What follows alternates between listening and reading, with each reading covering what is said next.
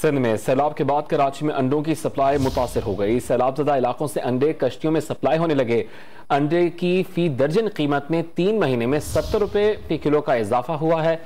इसी पर बात करेंगे। डॉन न्यूज़ के नुमाइंदे सैयद वसीम ने हमें ज्वाइन किया। वसीम, कीमतों में इजाफे की वजूहात क्या हैं?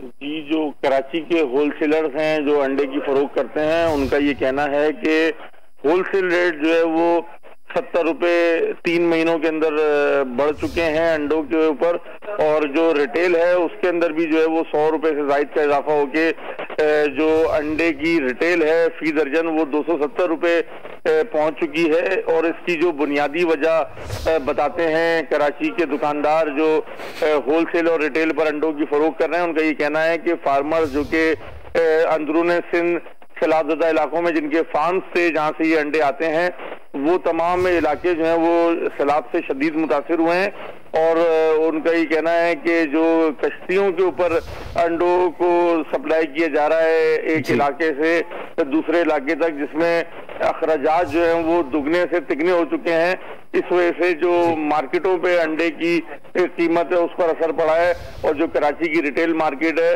उसमें अंडे इस वक्त 270 रुपए फी दर्जन में फरोख्त हो रहे हैं। और जो मार्केट के दुकानदार हैं उन्होंने खबरदार किया है कि ये रेट जो है वो अभी 300 रुपए फी दर्जन तक भी पहुंच सकते हैं। ताहम जो खरीदार हैं उनका ये शिकवा है कि जो मार्केट में मनमानी कीमतों पर अंडे फरोख्त हो रहे हैं, इस पर जिला इंतजामिया खामोश है। और जो जिला इंतजामिया की जानिब से निर्खनामा जारी किया जाता है उसके ऊपर अमल दरामद होता कहीं दिखाई नहीं दे रहा। जी, बहुत शुक्रिया सैयद वसीम।